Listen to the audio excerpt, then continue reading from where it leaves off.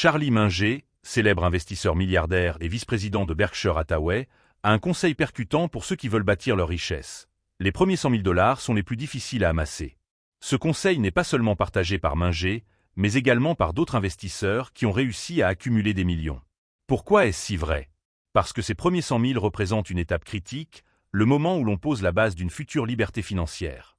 Une fois ce cap franchi, la montée vers le prochain palier devient plus rapide, plus fluide, presque comme si la roue de la fortune commençait enfin à tourner. En atteignant cette première somme, vous créez une dynamique qui vous entraîne vers 200 000, puis 300 000 $, et ainsi de suite, à une vitesse qui surprend souvent même ceux qui l'ont expérimenté. C'est là que la magie des intérêts composés se manifeste pleinement. Mais alors, pourquoi ces premiers 100 000 $ sont-ils si ardus à atteindre? Tout commence par un obstacle psychologique. Investir paraît souvent une priorité secondaire. Nous repoussons l'idée de mettre de l'argent de côté en pensant que cela peut attendre, surtout lorsqu'on jongle déjà avec les dépenses quotidiennes et qu'on se sent financièrement serré.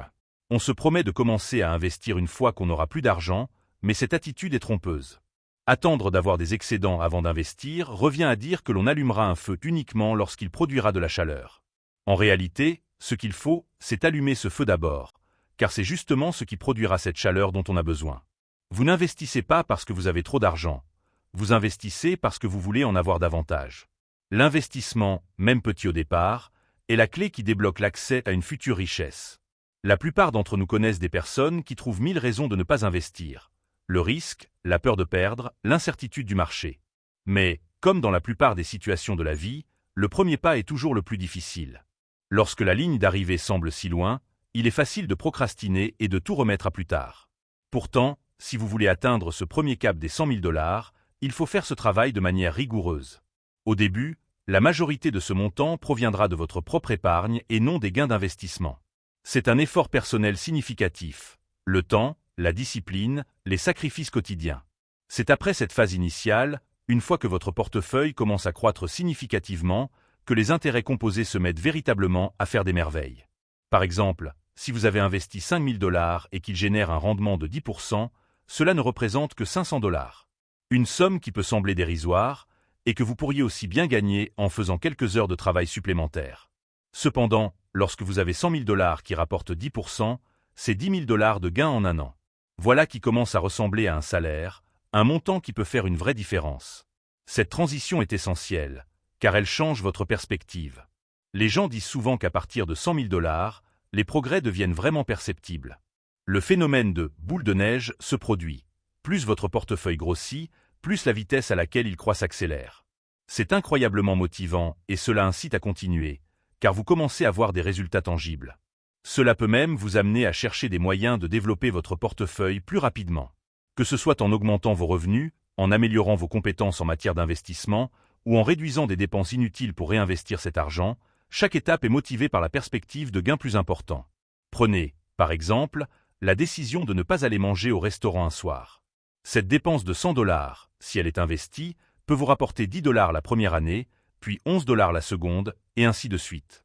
Cela peut sembler minime au début, mais en réalité, c'est l'effet de ces petits efforts cumulés qui finit par faire une énorme différence sur le long terme. Quand vous commencez à accumuler de la richesse, vous avez aussi plus d'options. Ces options, c'est ce qui change tout dans la vie financière. Lorsque vous atteignez 100 000 $, vous avez un filet de sécurité qui vous permet de prendre des risques calculés.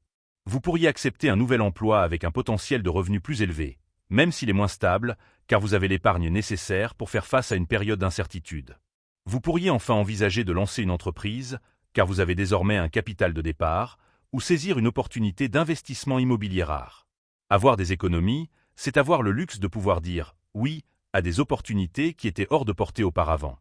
Cela ne veut pas dire que vous devez constamment encaisser vos investissements, mais la simple possibilité de le faire, au bon moment, est extrêmement puissante. Ceux qui n'ont pas cette épargne sont bien plus limités dans leur choix, ce qui les prive souvent d'occasions uniques. L'accumulation de richesses ne se fait pas seulement en augmentant ses revenus, mais aussi en réduisant les dépenses inutiles et en les réinvestissant.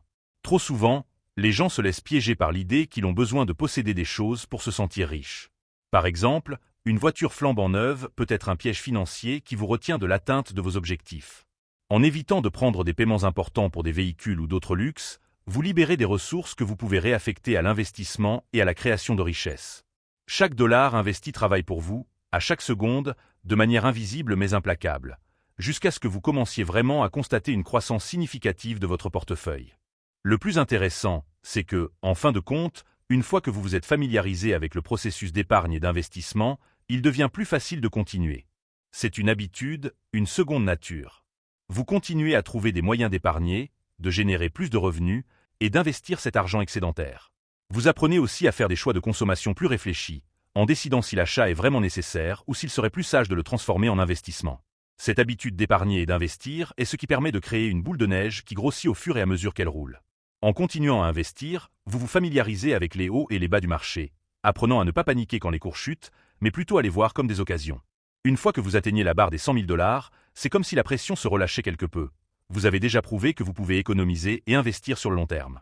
Selon Charlie Munger, le premier million est la prochaine étape à franchir. Mais l'avantage, c'est qu'après ces premiers 100 000 $, la majorité de votre progression financière viendra de l'effet des intérêts composés, plutôt que de l'argent que vous devez personnellement gagner et épargner. En d'autres termes, votre argent commence à travailler pour vous de façon bien plus efficace.